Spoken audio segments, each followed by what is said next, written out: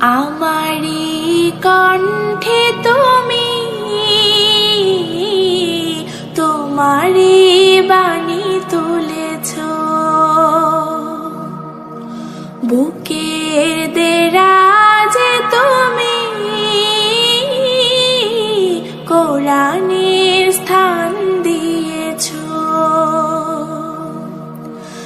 এত ভালোবাসো কেন মালিক আমার, কি করে শুকর তার করি আদায়। এত ভালোবাসো কেন মালিক আমায়, এত ভালোবাসো কেন মালিক আমায়।